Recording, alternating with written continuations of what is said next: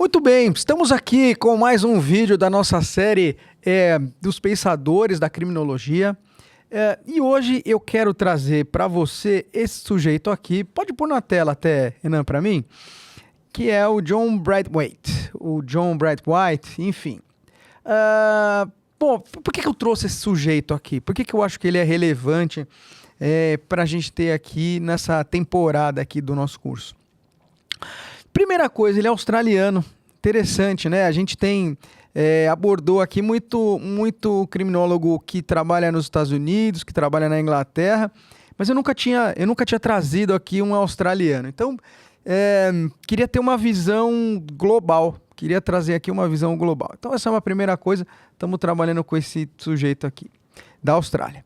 Segunda coisa, ele trabalha muito com um conceito muito interessante, ou enfim, a teoria dele, né, gira em torno da justiça restaurativa. E para quem está estudando para a prova de criminologia, você vai perceber que esse tema, justiça restaurativa, é um negócio que a prova gosta muito, isso é muito perguntado, mas não é só a prova também. Na prática, se a gente vê as práticas inovadoras, né, do sistema de justiça criminal, seja no âmbito da justiça mesmo, nas práticas lá no fórum, nas práticas do cumprimento de pena, nas penas alternativas, a gente vai ver muita coisa que é pensada à luz da justiça restaurativa, que é muito trabalhada por esse sujeito aqui. Então eu acho que ele tem, embora, de novo, a gente não... Se você procurar, por exemplo, literatura em português, que estuda, né, o trabalho desse professor aqui, você encontra muito pouco. Experimenta dar uma googlada aí, você vai ver que, inclusive, os artigos que falam dele começam falando isso. Olha, esse cara é pouco estudado no Brasil. Então eu quero trazer ele para você, porque ele é uma novidade, não é uma novidade, mas é algo que não é tão estudado, é algo que cai em concurso e é algo que você vê na prática. Então eu acho que tem tudo para esse sujeito estar aqui. Vamos lá, olha só. E eu falei, ele trabalha lá na Austrália, ele é australiano, na Australian National University, né? E ele trabalhou muito com justiça restaurativa e uma teoria que ele vai chamar, a gente vai falar dela aqui, que é esse desvio reintegrativo. Né? Olha que pergunta, e é uma coisa até razoavelmente simples, mas olha que pergunta maligna que o examinador poderia fazer, né? O que é o desvio reintegrativo? 99% dos candidatos não saberiam responder essa pergunta e dá raiva porque ela é simples. Né? E claro, esse cara tem um grande impacto na prática, né? Vamos lá, olha só. Duas coisas aqui que fazem parte da teoria aqui do desvio reintegrativo. Ele vai tratar dela nessa obra dele chamada Crime, Shame and Reintegration. Em português isso é crime, vergonha, shame é vergonha, né, em inglês, e reintegração. E ele vai falar o seguinte, ele vai falar, olha, eu quero discutir aqui o papel que a questão da vergonha, do estigma, que a gente já falou em outros autores aqui, você vê que ele está retomando essa questão do estigma, que é importante lá para a teoria da rotulação. Ele vai retomar esse pensamento e vai falar, olha, como a gente trata essa questão do estigma ou da vergonha, do shaming, né, para o processo de reintegração. Né? Então, veja, ele fala o seguinte,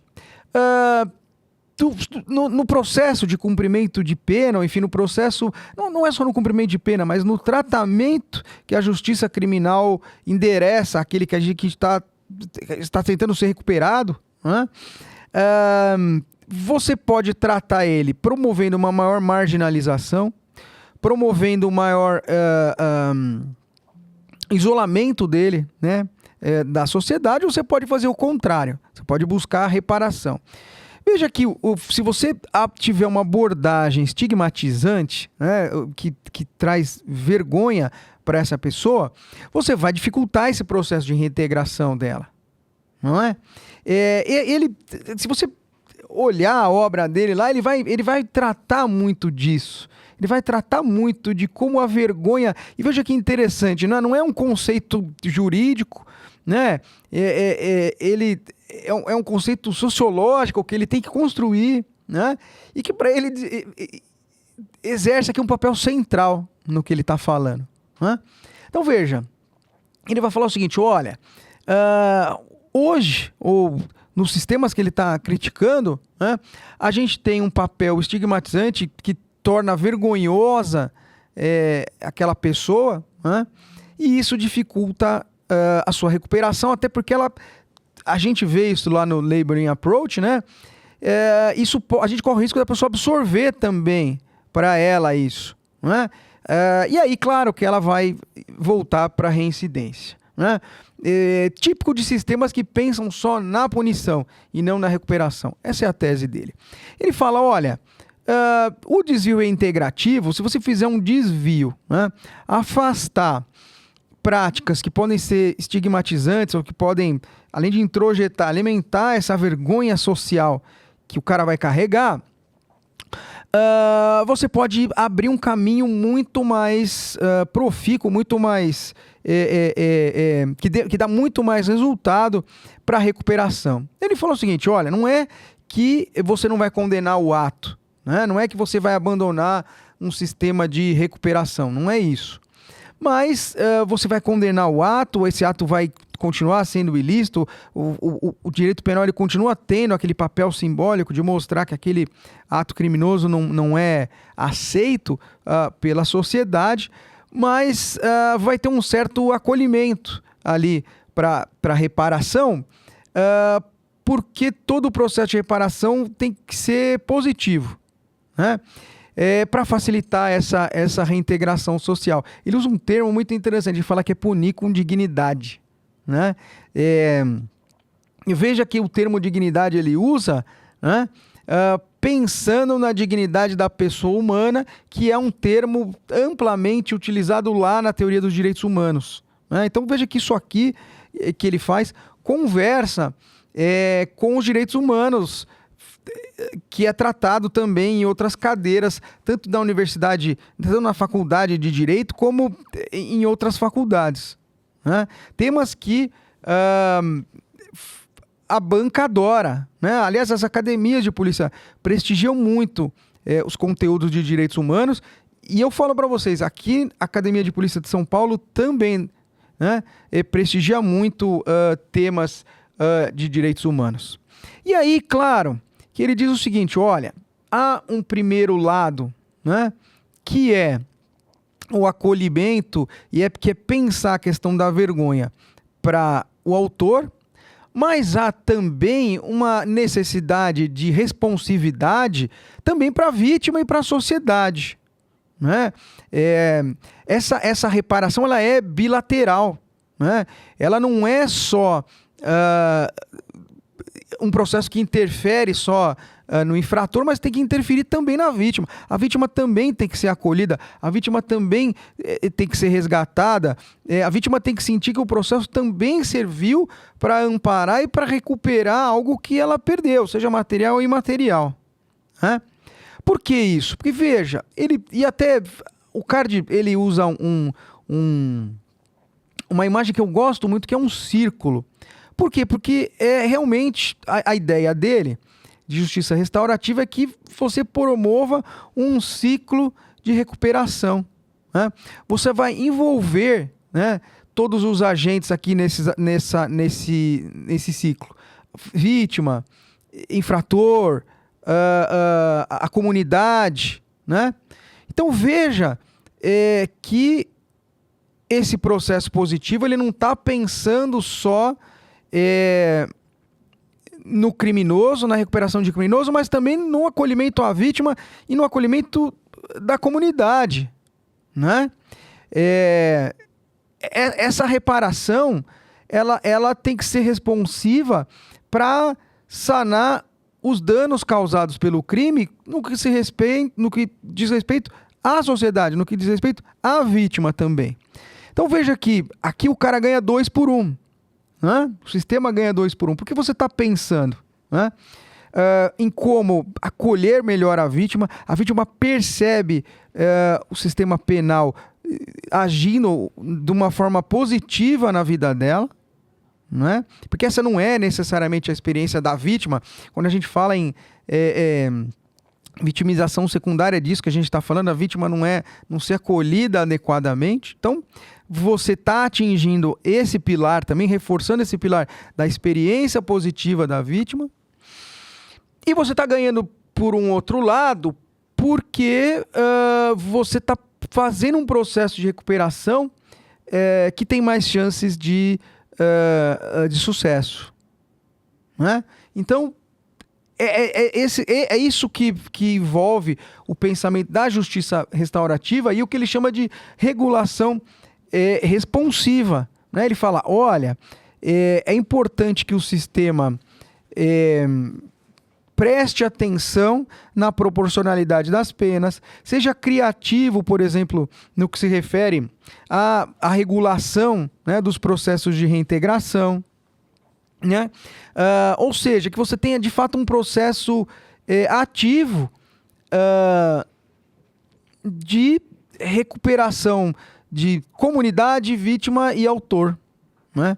Então, é disso que se trata quando se fala de justiça restaurativa e regulamentação responsiva. Veja que isso, né, é claro, tem um impacto profundo na prática, né? Primeiro de tudo, ele vai pensar criticamente os modelos punitivos, né?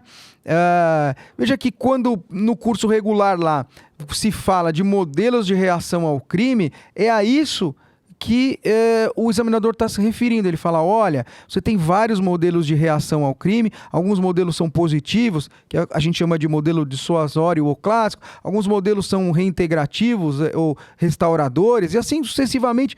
Aqui nós estamos olhando para esse autor, falando, né, fazendo uma crítica aos modelos punitivos, ou seja, ao modelo dissuasório, né, e pregando a adoção de um modelo restaurador, né? Veja que esse modelo restaurador, claro que ele vai mexer com a questão do encarceramento, e eu já falei para vocês, olha só, o termo ali, encarceramento em massa, esse é um termo muito importante hoje na criminologia, porque a criminologia entende que há um problema nos sistemas punitivos que prestigiam o tal do encarceramento em massa. No final das contas, elas entendem, a criminologia entende prejudicial, não é? A esse processo de recuperação, e entende que há um custo muito alto econômico para a sociedade, a detecção e essa realidade de encarceramento em massa. Então, é a isso que esse pensador está se referindo, né? Essa é a proposta dele. Então veja que eu estou mostrando aqui para você diversos momentos em que isso aqui pode ser aproveitado, inclusive olhando para o que vem normalmente nos programas nossos aqui, nos nossos editais. Aqui por último eu separei para vocês alguns livros, né, dele, algumas obras dele, para quem quer se aprofundar, porque às vezes o seu foco não é só concurso, é também continuar estudando criminologia, e eu recomendo aqui estudar esse sujeito, porque de fato você estaria sendo um pioneiro, né, nesse autor aqui, pelo menos em português. Então lá a obra-prima dele lá, né, a obra seminal dele, o Crime, Shame and Reintegration, né, em que ele vai falar sobre o desvio reintegrativo. Aqui a justiça restaurativa e a regulação responsiva, também de 2002. Regulação e governança, de 2002, né? E teorias de justiça restaurativa, de 2004. Então veja que é um tema presente no trabalho dele e algo que eu acho que traz repertório, né? A ideia é essa, trazer repertório para você conseguir trabalhar isso aqui em prova. Beleza? Espero que você tenha gostado. Segue a gente lá no canal. Continua assistindo aqui a nossa série, essa série aqui dos pensadores. Tenho certeza que por meio de conhecer aqui o pensamento de cada um deles, a gente vai trabalhar aqui um monte de conceitos, amarrando um monte de coisa para você que você vai gostar. Me dá seu like aí, vamos que vamos. A gente volta daqui a pouco com mais um vídeo.